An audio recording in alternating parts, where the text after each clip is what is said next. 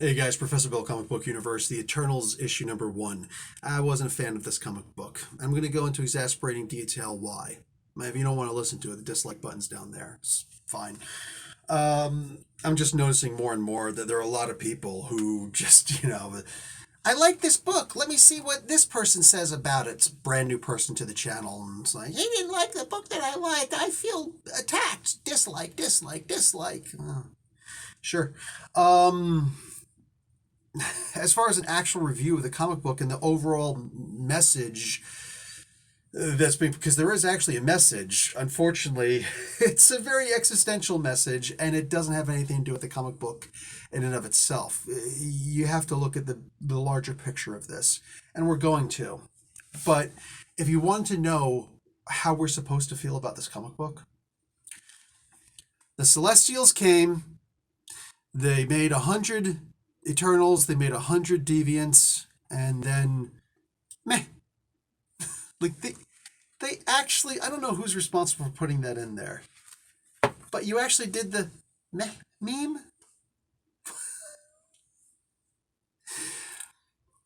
You want to talk like mistakes were made, and every single page that I read in this comic book, not every, but enough of the pages just started to lead more and more into that. Let's get, mind you, I'm not here to attack anybody or make personal insults against anybody who made this book. I'm actually going to prop up everybody who made this book while still pointing out that at the end of the day, this was really just a paycheck work. This was not a definitive run, even though they said this was supposed to be a definitive, defining run. Sure. So Kieran Gillen is the writer, Esad Ribic on art, Matthew Wilson doing the colors, VC's Clayton Cowles doing the letters and the design. Ribic also does the cover art. There's thanks to Lauren Amaro and Mark Basso. Cool, but the Eternals were created by Jack Kirby.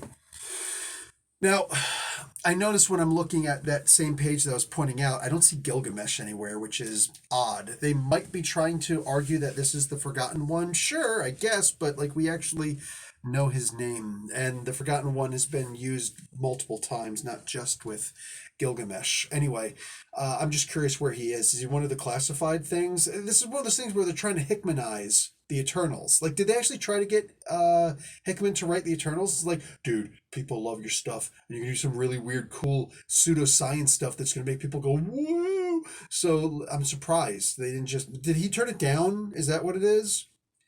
I guess one of the very obvious next steps would be to go to Gillen because with Kieran, like, here's a guy who is very, very smart. He's a smart comic book writer. I don't know the man's education, that's separate. But he usually writes things that are very smart. Think about Once and Future. When I was in the comic book store, I actually saw Doctor Strange, Flight of Bones, which he had a lot to do with, that just came to trade paperback. Was it paperback or hardcover? I don't know. I just looked at it. I was like, oh, wow. Like, that one didn't go past me. You know what I'm saying? Like, I just noticed, like, he's got 2 works out this week. Interesting. So that I wonder if that was planned or not. Anyway, with all the stories that he's done, and he's done a lot of things that, like Star Wars, for instance, that are essentially adaptations of what's going to be in the movies. And that didn't get by me either. I believe that the whole purpose of this book was simply to get us comic book fans excited about the Eternals because most of us haven't read the Eternals. By that, we would then be, because like we're the ones, whenever you got, I, for me, like every single one of these movies that come out, I go to watch it. I go to watch with some of my friends, and then my friend will simply say something like, "Oh, hey, that one friend who isn't into comic books, or the multiple friends who aren't into comic books." Believe it or not, I actually grew up with a lot of people who were, and friends with them because I was heavy into sports, baseball particularly, and martial arts also. But they didn't read comic books and I did. And they would know that I read comic books and just right away, let's go hang out and watch this movie. Hey, isn't this a comic book character? Yeah, it is, actually. And I would go into explaining the history of the character or whatever, saying what the character can do and how the movie differed from the comic book and things like that. And nowadays I'm used to it. But back in the day, it would always be surprising that there would be a small audience, a small crowd that would gather to listen. And they're just like, oh, wow. And then every so often they would ask questions also, or they'd be like the outliers who would, they're not facing you, but they're clearly listening to you, like, and just, yeah. And I think that's something that hasn't passed Feige by. Mind you, Feige is not just in charge of the movies and the television verse, he's in charge of the comic books also. He can make a decision, he can make a call. And Sapolsky, from my understanding of the way that this report was put out, this press release was put out, Feige is in charge of the comics also, and he can gear up, whatever. He can set a line where the comic books are supposed to be going in order to propagate the movies if he so chooses. It is what it is. I don't know if he can get into the hiring and firing of writers and artists. I don't know, but there's that. So I don't think that it's an unwise idea. What I do think was unwise was that here's these characters, the Eternals, who mostly go over our heads, and they hired Kieran to do this story. Kieran, mind you, who's a writer who will oftentimes go over our heads. Now, if he was writing, like, I don't know, a Howard the Duck story or something like that, a character who's pretty freaking easy to understand, or a Spider-Man story even, I think that he would come out with a story that we could sit back and just go, wow, that's an interesting new take. That's really smart. I really like this. Or not, your choice. You don't have to like it, but it's something where you'd be able to recognize an honest attempt at doing something, I don't know, differently, maybe even on a higher level than others would typically approach something, as opposed to biff, bang, boom, pow. It's like automatopoeias everywhere. The problem is that he was hired to do characters who are already over our heads. When Jack Kirby created the New Gods, he did that in DC, not in Marvel. Why?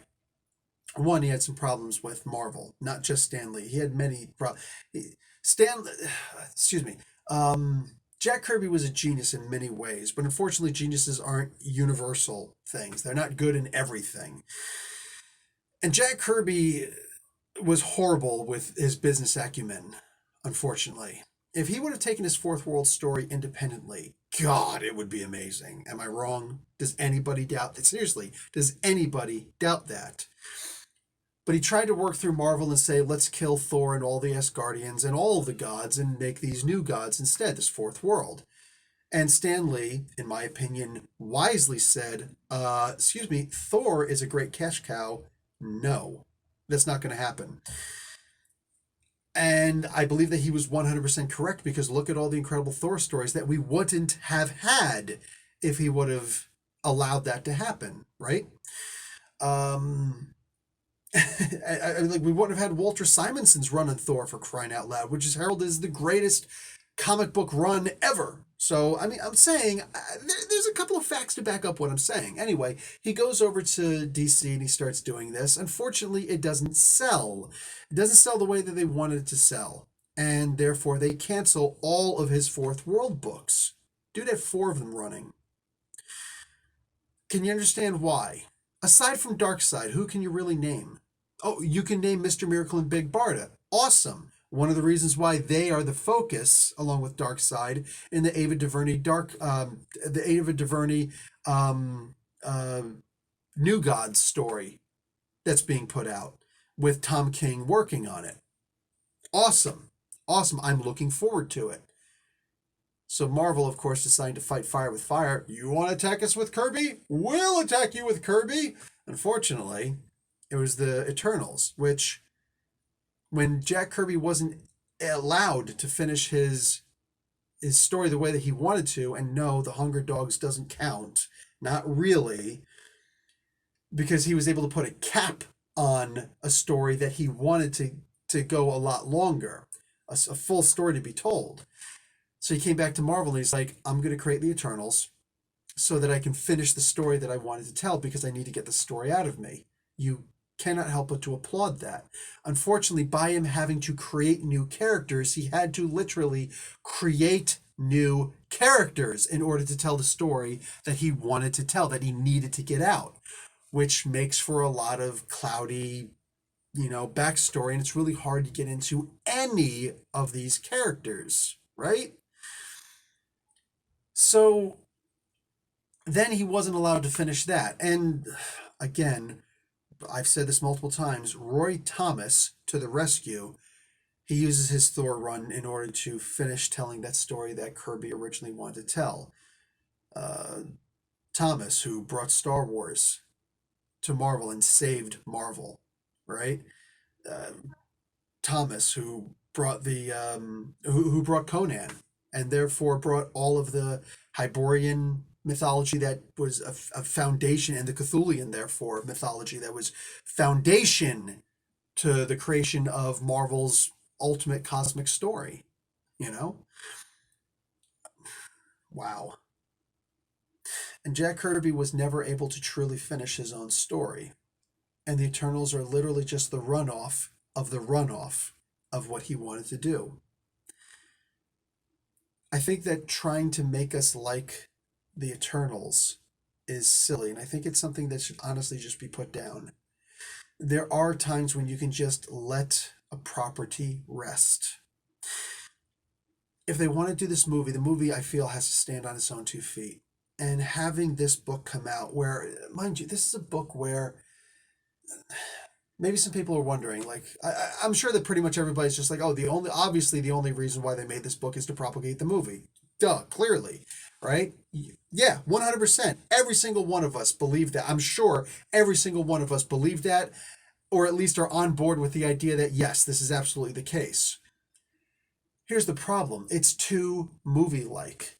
Look, I am not a fan of the comic book review sites that will review a comic book just simply for the sake of bashing it and ripping it in half and flushing it down the toilet or shoving it up their own butt and twisting it because they get a giggle out of it. I'm not interested in the silly theatrics of it. The shock jock value of comic book reviews. I'm here to give an actual review of a comic book. So I guess it makes sense that 12 minutes into this review, I should actually review the comic book. Um, when you this story picks up pretty much immediately after the fourth issue of Jason Aaron's Avengers run, which he's currently at the time of this video in the Phoenix stage. So this is a while ago. But the Eternals are brought back. Icarus was the last one to be brought back, so the other ones are already out doing their thing. Mind you, there's 100 of them. We start off with just one Eternal, and he picks up another Eternal, and there's a little slight bit of interaction with the other Eternals also, which I think that's a really solid approach. It's a very intelligent approach to this. There are too many of these completely brand new characters here that for the most part, nobody, I know they're old characters, and I've read the Kirby run, I've read the Gaiman run, I've read the run, it was in 2000, I think, that Joe Bennett did the art. I can't remember who wrote the books, but it's all you Immortal Hulk fans. Hey, check it out. I read Eternal, which is actually Marvel Max, which has nothing to do with this stuff, but I've read a couple of the Eternal stories. I haven't read all of them. I may have read most of them. So here's a complete revamping of these characters. Sure, why the hell not? Let's do it again.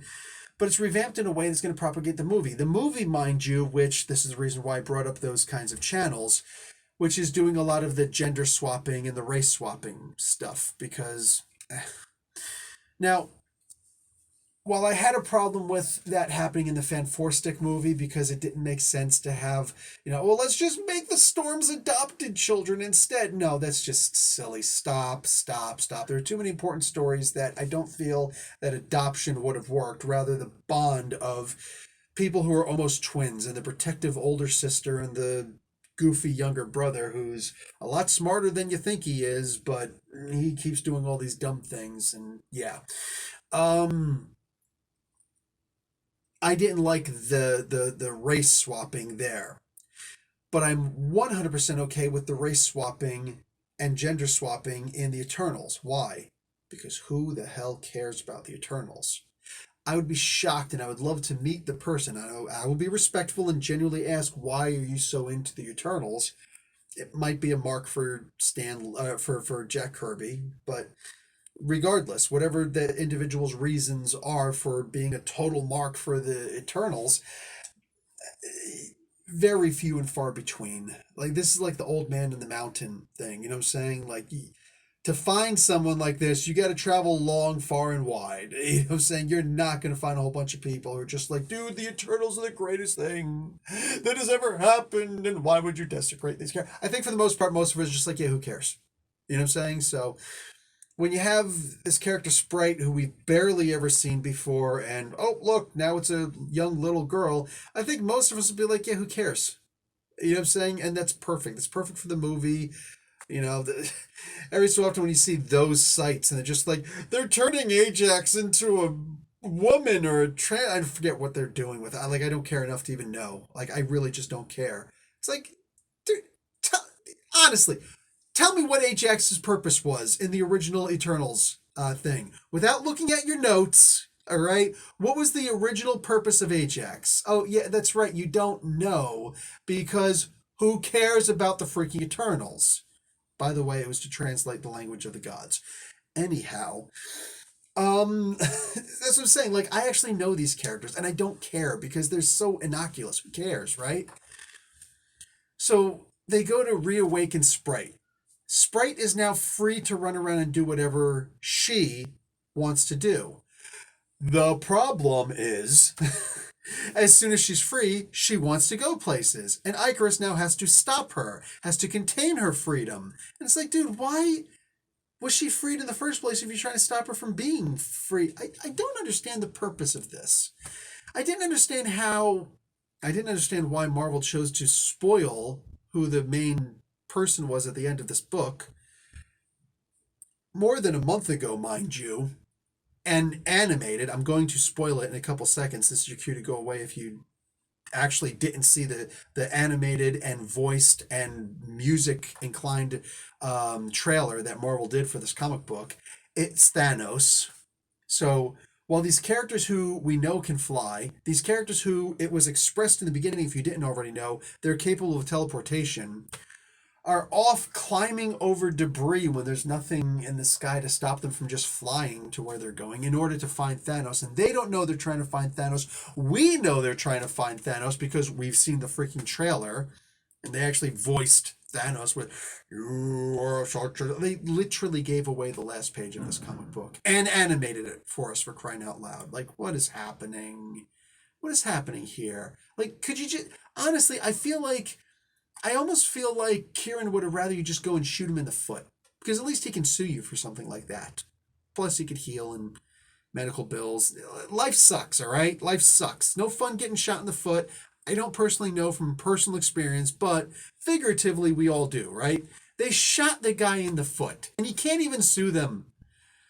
How were any of us supposed to like this comic book with this? And how were you supposed to get us to like the comic book or buy the comic book in the first place, saying, here's how this comic book is going to, here's what's going to happen entirely in this comic book.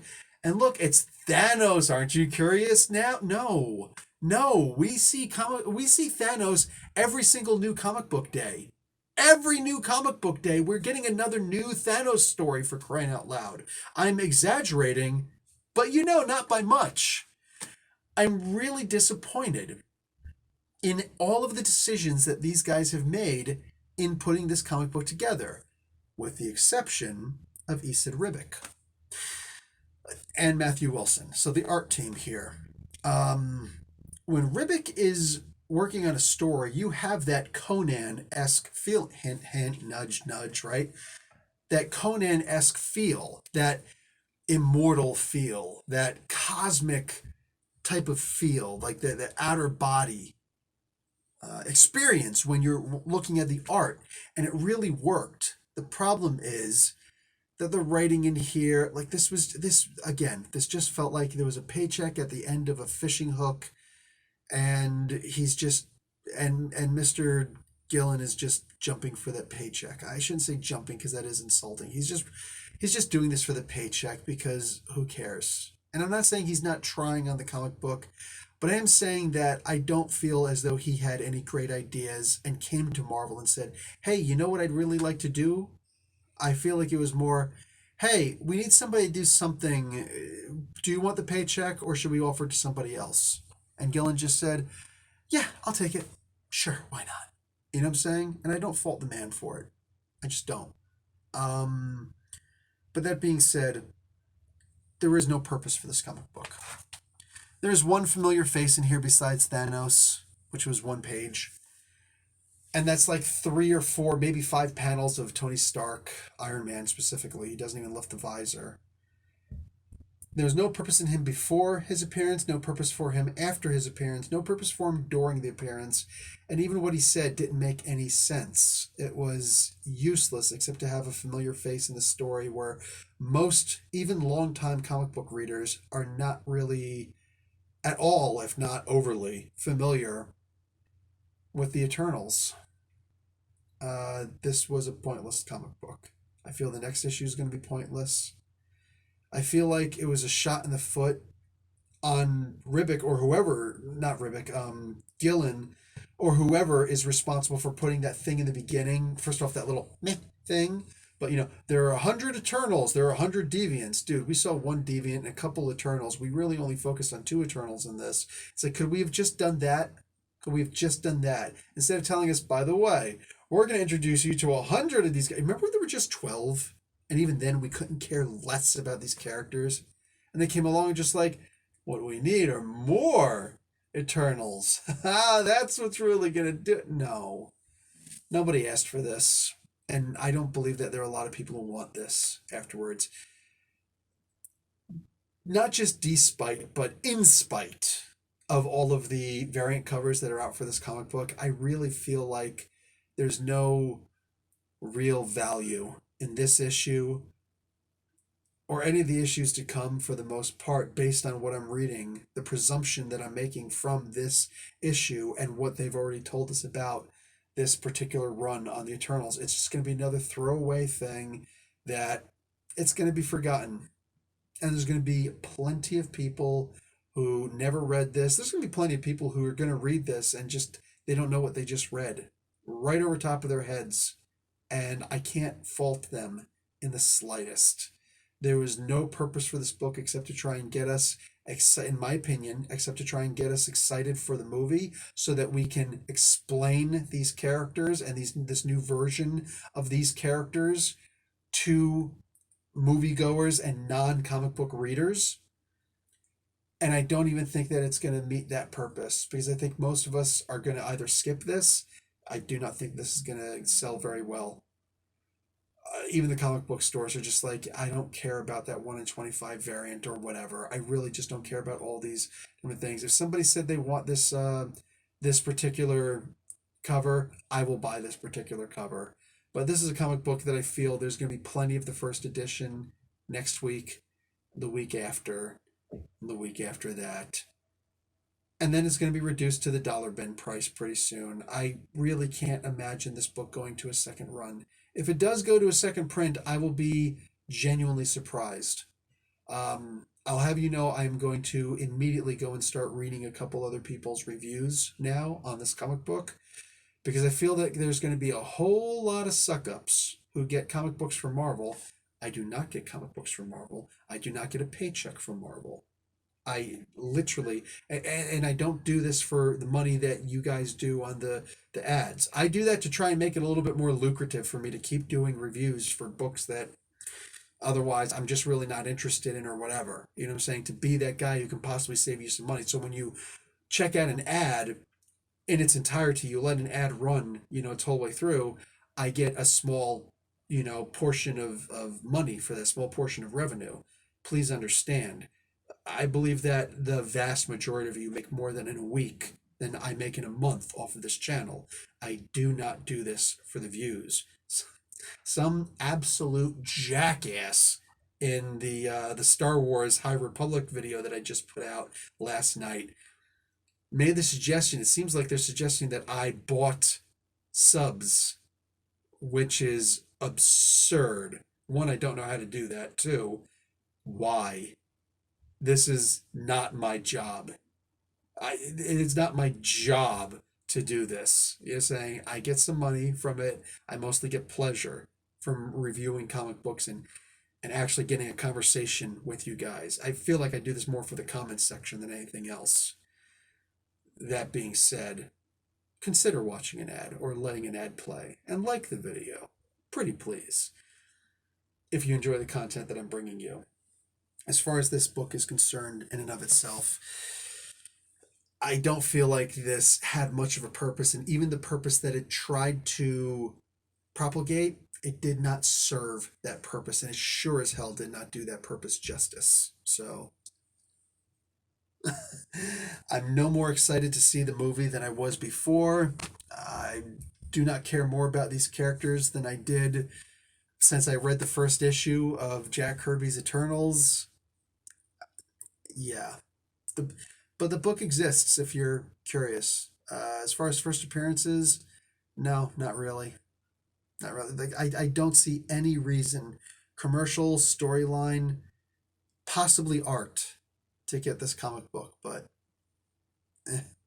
Anyway, guys, I'm out. I'll talk to y'all later. Professor Bill, Comic Book University. Class dismissed.